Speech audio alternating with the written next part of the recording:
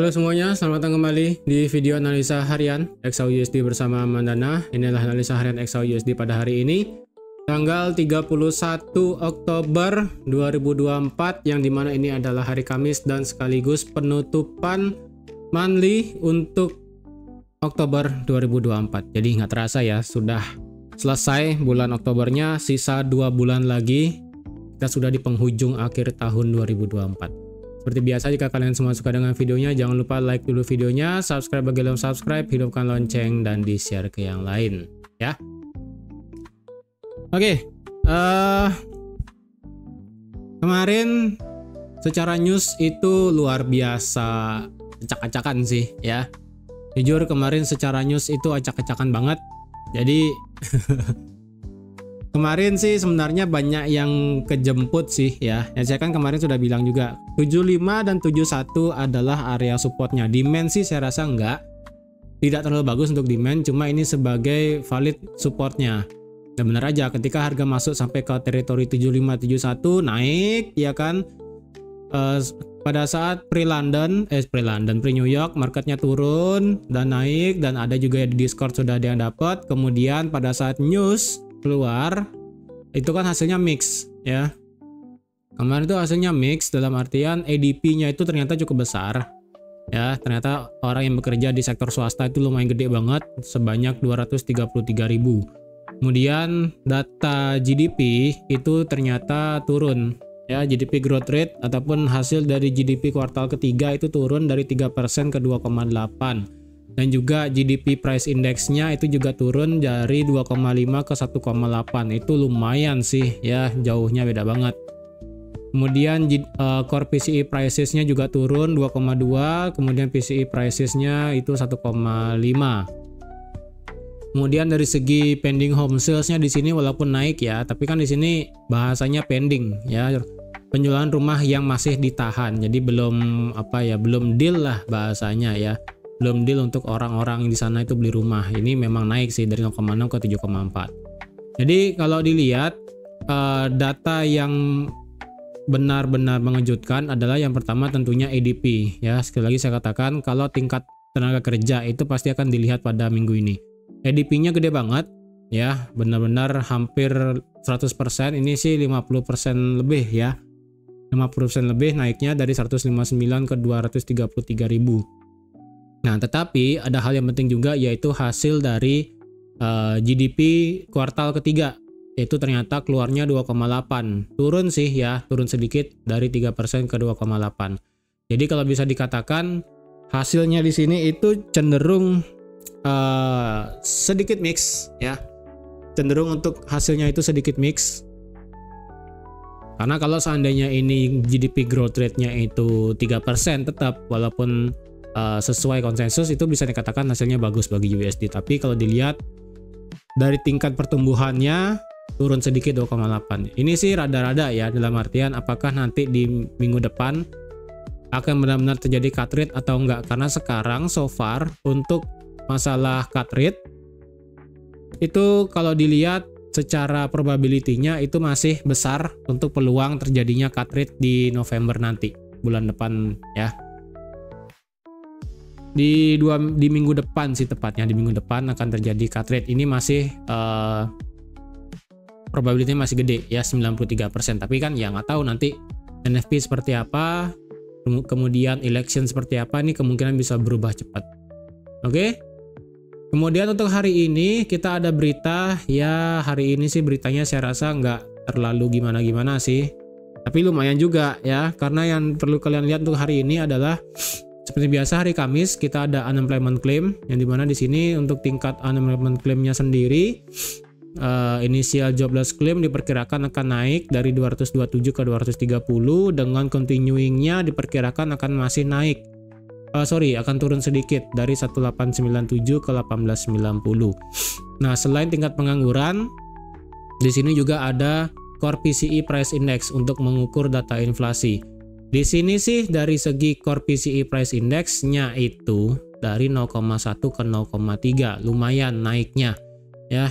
Kalau sampai PCE-nya itu naik, jadi ada chance kemungkinan nanti pada saat data inflasi yang akan rilis di November nanti pertengahan bulan kemungkinan akan naik ya, kemungkinan. Kemudian di sini ada juga personal income. Personal income-nya di sini diperkirakan antara flat 0,2 atau 0,3, sedangkan personal spending itu diperkirakan akan naik ya. Dengan employment cost-nya di sini diperkirakan akan flat dari 0,9 ke 0,9 juga. Jadi kalau bisa dikatakan nanti malam itu lumayan lagi newsnya ya, newsnya lumayan lagi, jadi hati-hati kalau ada yang ingin trade. Makanya saya pribadi ya, saya sudah tidak trade semenjak hari Selasa kemarin. Selasa terakhir, kemarin Rabu juga sudah tidak ada trade. Tapi tetap bagi yang di Discord, jika ada yang ingin ditanyakan, tetap saya bantu sih. Walaupun saya pribadinya itu sudah nggak ada aktivitas lagi, karena news seperti inilah yang perlu saya tahu hasilnya itu seperti apa dan bagaimana untuk pandangan ke depannya. Jadi kalau ditanya nanti malam ini perkiraannya gimana, jujur rada berat ya, sama kayak kemarin EDP dan juga GDP. Mending saya tidak mau berspekulasi ya, karena itu hal yang lumayan rumit juga. Kemudian juga core PCE di sini, daripada saya capek-capek gitu kan, mending saya biarkan ini keluar dulu ya, apalagi dengan adanya election nanti di minggu depan. Itu saya nggak mau berspekulasi terlalu jauh ya. Mungkin NFP untuk besok saya masih bisa spekulasi ataupun masih bisa hitung-hitungan ya, tapi untuk kedepannya untuk yang di sini better saya lebih jawab ya, kita tunggu aja newsnya gimana ya. Saya nggak bisa bilang ini bakal naik ataupun bakal turun. Lebih baik spekulasinya itu saya pakai nanti di hari Jumat pada saat NFP. Yang penting kalian harus tahu nanti malam ini newsnya lumayan gede ya.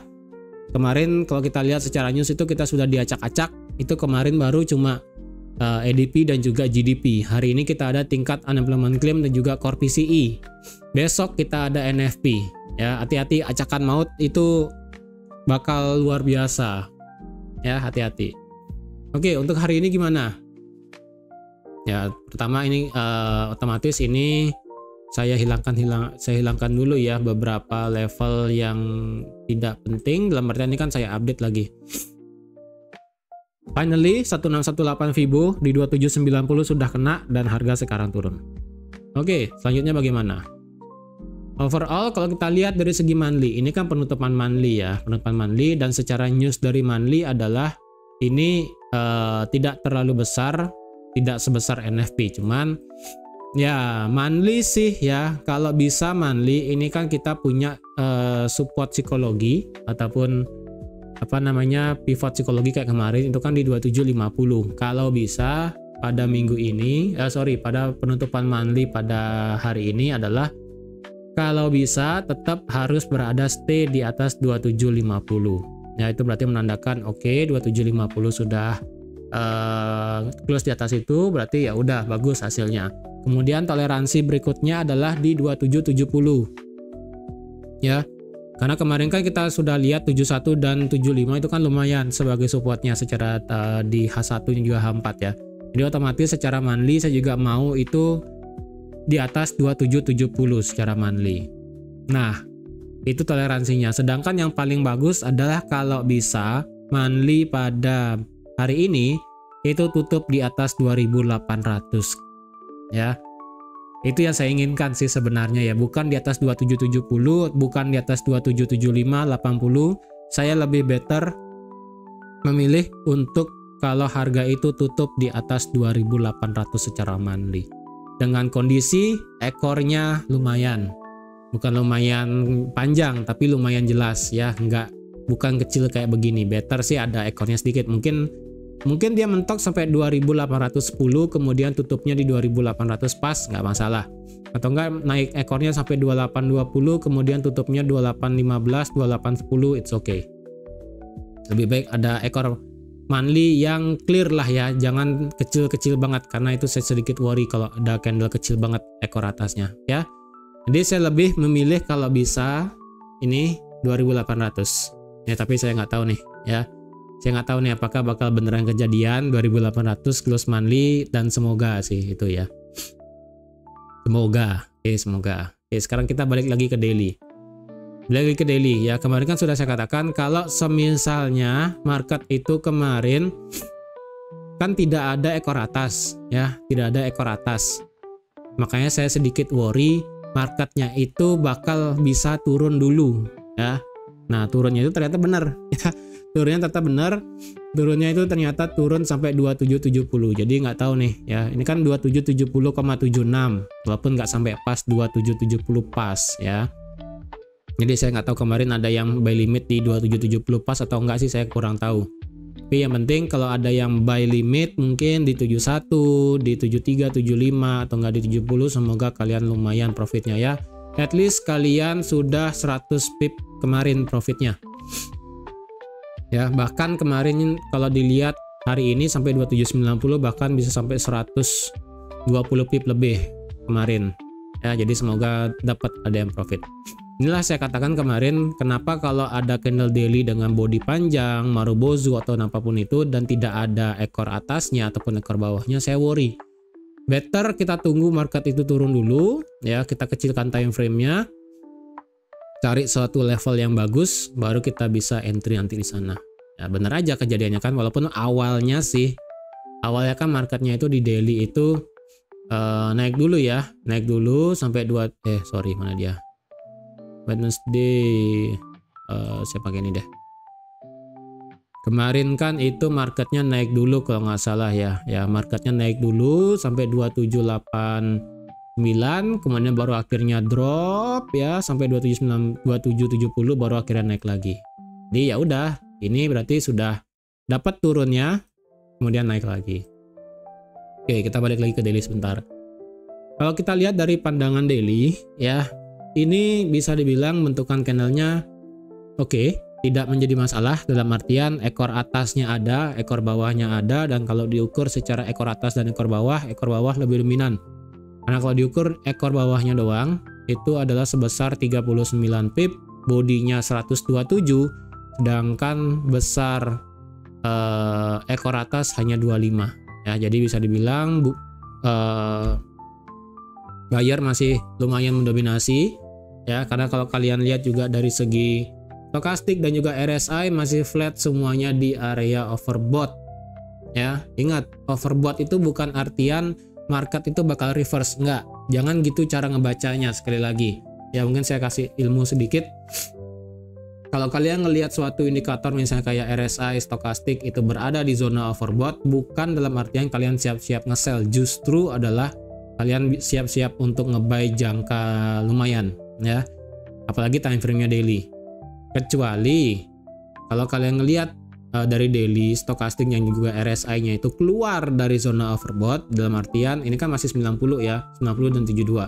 Kalau nanti stokastiknya drop di bawah 80, let's say 75 atau enggak 70-an lah ya, 75, 76, 79, 78, kemudian RSI-nya drop di bawah 70 juga, 60 misalnya. Nah itu kalian bisa nanti open posisi sell. Itu cara bacanya. Jadi jangan sampai terkecoh untuk cara membaca dari RSI ataupun stokastik. Kalau sudah flat di area overbought seperti ini, sebenarnya kalian holding buy pun udah nggak masalah ya. Ini kalau ada yang holding buy dari Oktober tanggal 17, ini kan RSI-nya itu pertama kali masuk ke zona overbought tanggal 18 Oktober. Nih, kalau kalian ada yang langsung instant buy di tanggal 18 Oktober, kalian holding, ya udah sih. Selamat, itu sudah banyak banget profitnya ya, dari 2.700 sampai 2.800 nih, udah hampir 1.000 pip nahan, nggak sampai sebulan ya kan. Cuma nahan 2 minggu sudah 1.000 pip. Kalau dilihat dari segi daily sekarang lagi ya, sorry sedikit intermezzo sedikit. Dari daily sih ini nggak bisa ada yang bisa saya katakan sih sebenarnya, karena ini marketnya bentukan candlenya bagus, tidak menjadi problem. Dan ingat, sekalipun harganya itu turun, itu adalah aksi profit taking dan hanyalah sebatas retracement. Tetap kita akan ambil buy untuk saat ini ya, karena banyak banget yang nanya apakah di November nanti atau enggak ke depannya, apakah kita tetap berpikiran ambil buy sampai bodoh gitu kan. Yang bisa saya katakan adalah better tunggu untuk saat ini ya, di hari Kamis ini adalah tetap ambil buy sampai bodoh. Tetapi nanti di hari Jumat pada saat NFP mungkin saya akan pikir-pikir dulu ya, keluar data NFP-nya, mungkin ada sedikit pandangan kalau misalnya hasil NFP-nya seperti apa. Kemudian election, pilpresnya nanti seperti apa, kemudian FOMC seperti apa. Nah, ketika ketiga news besar itu sudah selesai, baru nanti saya rangkumkan apakah tetap kita akan ambil buy sampai bodoh sampai tahun 2025 ya, atau mungkin ada sedikit pengecualian sedikit ya. Tapi untuk sekarang sampai hari ini ya, hari Kamis, tetap buy sampai bodoh. Bahasa kasar dikit ya, sorry. Oke, dari segi daily ini kalau secara candle kalau bisa sih ngambil setengah ya. Ngambil setengah atau nggak sepertiga. Ini sih dia sudah ngambil sepertiga dari body candle.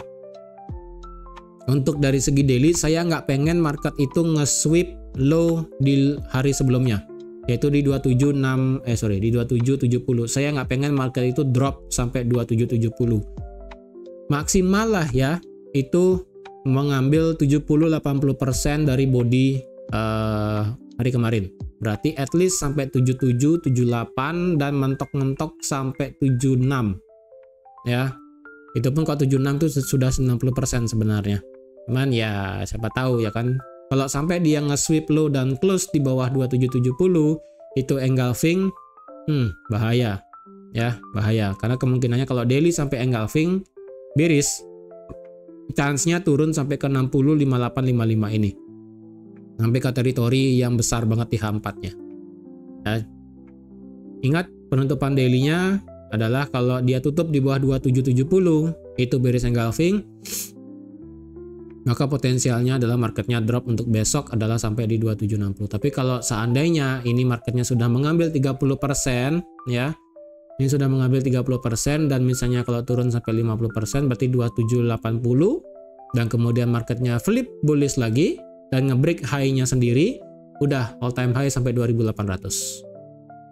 Gampang ya. Ini 30%-nya ya, ini 30% berarti ini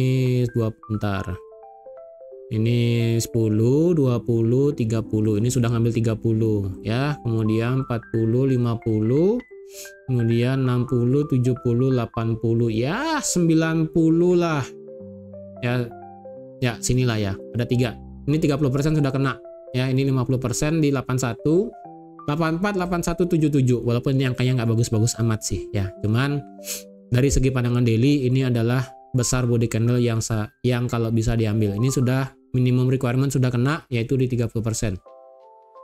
Sekarang kita baru kecilkan time frame-nya. Secara H4 ya, ini H4-nya kocokan maut sih sebenarnya ya.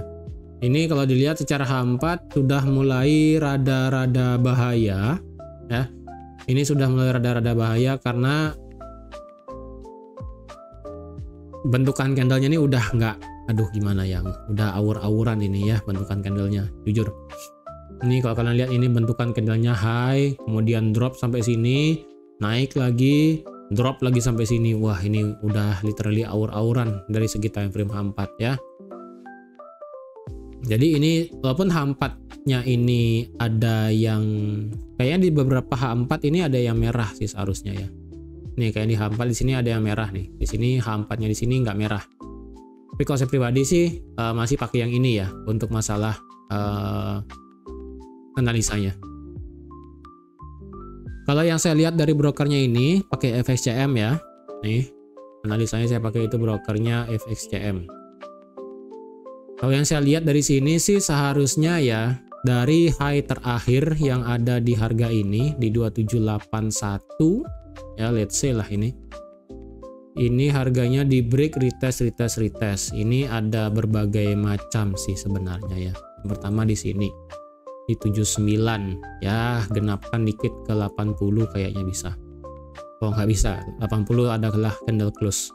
Jadi kalau kita bawa ke sini 81, 82. Wah, ini sedikit bermasalah sih ya. Ini sedikit bermasalah secara H4. Secara H4 kalau dilihat sih di sini marketnya sudah mulai rada mereng sedikit ya. Sudah mulai rada mereng sedikit nih, sudah mulai iya beginilah ya, sudah mulai melengkung ya, bukan mereng sih, melengkung. Nah, udah mulai melengkung begini. Jadi kalau dilihat sudah mulai melengkung begini, skenario terjeleknya adalah dia begini ya, drop sampai sini. Inilah skenario terjelek. ya, yang dimana marketnya reverse turun untuk koreksi sampai sini. Skenario yang nggak terlalu jelek adalah marketnya itu begini dan begini ya, sideways lah sampai menjelang NFP seperti biasa ya, penyakit NFP. Atau enggak yang paling bagus adalah dia begini break. Nah, ini skenario yang saya inginkan. Skenario paling, sekali lagi ya, skenario paling yang saya inginkan adalah skenario ini. Kemudian skenario paling jelek adalah begini, dan skenario yang biasa aja yang penyakit NFP adalah seperti ini. Nah, jadi ada 3 skenario yang dimana kelihatannya ini sudah mulai mereng ya, sudah mulai melengkung. Jadi kelihatannya ini marketnya sudah mulai untuk koreksi. Tapi saya pribadi kalau koreksi better ya jangan jauh-jauh lah untuk bisa lanjut naik lagi. Itu. Tapi secara H4 di sini jujur rada berat kalau dilihat level-levelnya. Yang bisa saya pakai secara H4 adalah 2790 ya sebagai level resisten. Mau nggak mau H4 harus ada close di atas 2790 kalau mau ambil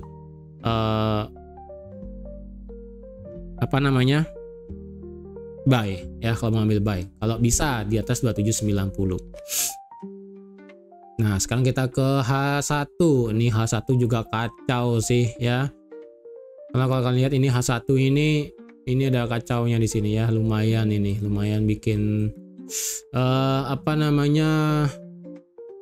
bikin kacau lah di sini ya, di teritori 82 sampai 81, 80 pun tidak di respect oleh market di H1 ya. Kalau dilihat sih sekarang ya, kalau dilihat per candle sekarang ini marketnya respect ini. Respect dari resisten become supportnya di H1 di 2784,5. Ini sih respect ya, respect. Kemudian selanjutnya untuk masalah resisten become supportnya adalah lumayan sih kayaknya ini saya pakai ya, ini dan ini deh. Berarti dua ini ya, lebih. Ini adalah next supportnya, bukan demand ya, yaitu di 2782,4 sampai 2781,55. Ini adalah next supportnya di H1, selebar itu memang ya. Kemudian kalau di bawahnya lagi, ini better saya langsung pakai kayak kemarin ya, 2775 sampai di 2771. Tetap areanya sama, 75 sampai 71 untuk yang di bawah ya. Oke, sekarang bagaimana? Secara teori sih ya, kemarin di grup Discord sudah saya kasih tahu. Kemarin itu maksudnya swing M30 ya, untuk yang di Discord kemarin swing M30 itu marketnya sudah kena 1272. Makanya seharusnya marketnya itu naik. Kemudian secara swing dari H1 kemarin pada saat saya buat analisa, kan swing yang bisa dipakai kan dari sini dan sampai sini. Yang saya katakan kemarin kan di sini kalau nggak salah ya. Di 2781 yang ada marketnya itu semakin lama semakin naik dan titik nolnya itu berubah di sini. Nah, titik nolnya berubah di sini dan kalian lihat sendiri marketnya itu kemarin ketika turun sampai ke teritori golden ratio. Nih, sampai ke 61,8 pas, kemudian marketnya reverse. Jadi kalau dilihat ini marketnya cenderungnya adalah bergerak naik untuk saat ini. Ya, karena sudah respect semuanya, seharusnya ini naik ya, swing terakhirnya adalah yang tadi ya. Ini swing terakhirnya, ini high-nya, kemudian ini low-nya. Jadi ini adalah pergerakan satu arahnya. Ya, ini dia naik, turun, ini seharusnya sih antara dia sideways atau enggak dia naik. Walaupun secara H4 tuh kelihatannya sudah mulai mereng, tapi saya lebih prefer marketnya itu sideways atau enggak break. Itu aja. Oke, dan kalau diukur sekarang, karena ini ya secara teori sih ini titik nolnya sudah di break ya. Ini kan titik nolnya terakhir kemarin, yaitu di 2789,7. Sudah di break dan sudah kena di 2790. Maka kalau dihitung menggunakan Fibonacci sekarang, dari sini ke sini, maka didapatlah 1272 sekarang ada di 2794 atau enggak di 2795 paling dekat kalau digenepin. Ya. Digenepin. Dan 1618 sekarang ada di 2801. Berarti chance-nya adalah, ini peluangnya, marketnya bisa naik sampai ke 2801. Kalau memang ada benar-benar H1 close di atas 2790 dan dibarengi dengan H4 close di atas 2790. Next target 2795, 2800 sampai 2801. Itu yang possible bisa terjadi. Kemudian kalau dihitung lagi dengan menggunakan trend base dari sini sampai sini, maka didapatlah 100%-nya berarti itu di 2800. Jadi peluangnya terdekat adalah kalau ada close di atas 2790, teritorinya adalah ini. 2801 sampai 2800. Ingat ya, kalau kalian TP, jangan TP di 2800, kasih spare ataupun kasih toleransi sedikit. Entah itu di 2798, 2798,5 atau enggak mungkin 2799 pas gitu kan ya. Karena ya kayak kemarin contohnya kayak di sini ya. Saya kan 2790. Ya ini marketnya naik sampai ke 2789,7 ya kan. Makanya kalau bisa TP itu jangan pas di key level banget, kasih spare di bawahnya sedikit karena biasanya itu marketnya walaupun ujung-ujungnya ke sana, tapi ya kita jangan terlalu gini lah ya, kita kasih toleransi juga untuk marketnya itu karena terkadang marketnya juga itu berusaha untuk mengejar area tersebut, tapi ya udah market berpikiran nanti deh ya. Ketika ada berpikiran nanti deh kayak gitu, ya udah kejadian kayak kemarin di sini, drop turun ya. Dari yang semulanya kalian sudah bisa TP, yang ada malah kalian floating lagi gitu kan. Jadi itulah makanya saya juga kasih tahu di Discord, selalu ada TP maksimal, tapi tetap ada juga TP yang wajar ya. Wajar itu dalam artian ya kalau ngelewatin 2790 dan ngelewatin 2795 ya 98 lah kalau bisa di TP atau enggak dikeluar setengah gitu kan. Nanti sisanya kalian pasang SL plus.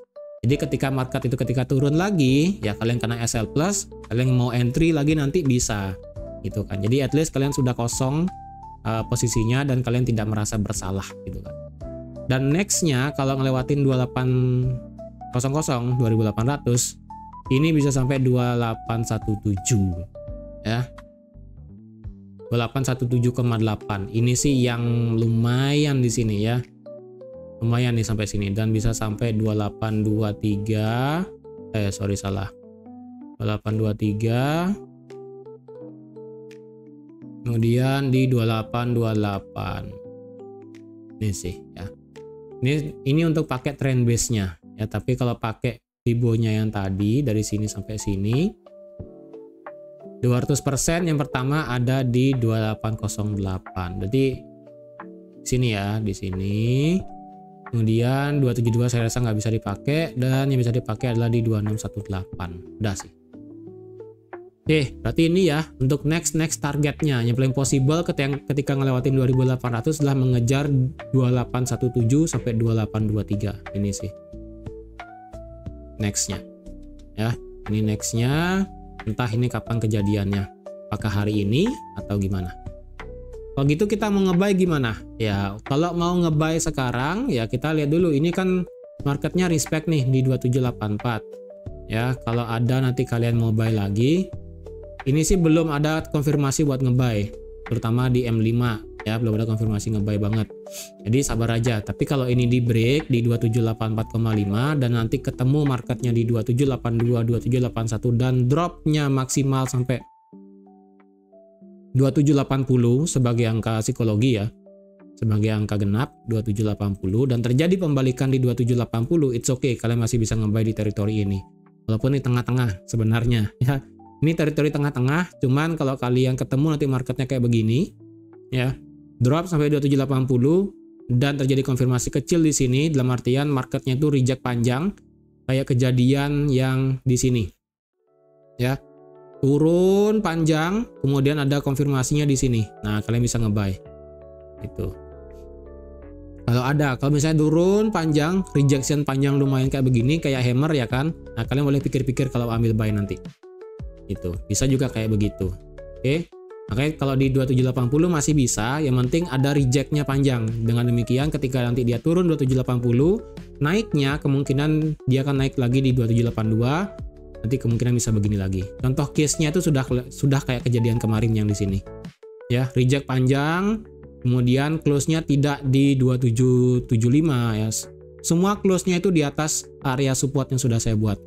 Yang menandakan berarti rejection di sini itu kuat banget. Ya udah, nggak masalah kalian open buy di sana. Itu. Jangan langsung open ya. Sekali lagi, jangan langsung open. Better reject, kemudian konfirmasi, dan ingat rejection harus cukup panjang, konfirmasi baru bisa open. Kalau mau lebih safety sebenarnya di 2790, tapi ingat candle close H1 atau enggak H4. Ya, saya nggak mau, minimal sih ya mungkin bisalah M30 atau enggak M15. Cuma kalau saya pribadi kalau mau buy better saya tunggu di H1. Tapi kalau H1-nya close sudah sampai 2793 kayak begini, ya tapi harus candlenya bagus ya. Candlenya bagus misalnya kayak begini. Udah nabrak 2795 kayak begini, tapi close-nya di 2793. Mungkin saya akan kecilkan banget time frame-nya. Ya, kecilkan sampai ke M5. Kalau terjadi penurunan sedikit, ya, penurunan sedikit dan terjadi pembalikan walaupun dia nggak meretest 2790, saya pribadi mungkin akan buy. Ya, saya akan buy, tapi ingat saya sudah nggak ada entry lagi, nggak ada trading lagi. Tapi kalau saya mau entry, gitu caranya. Walaupun dia extreme close tinggi, tapi dia tidak sampai ngelewatin 2795, saya akan kecilkan time frame-nya, ngelihat penurunannya dulu. Kalau misalnya penurunannya nggak sampai 2790 dan ternyata sudah balik naik, bisa nge-buy, masalah. Itu. Oke? Kalau mau nge-buy di bawah gimana? Tetap sama di 2775, 71, 70, 69. Ya, saya rasa sih kalau sampai 69, 60 sih kayaknya rada berat. Kecuali news nanti malam. Kalau news nanti malam ini drop sampai 60, sabar aja ya, jangan dipaksain untuk nge-buy.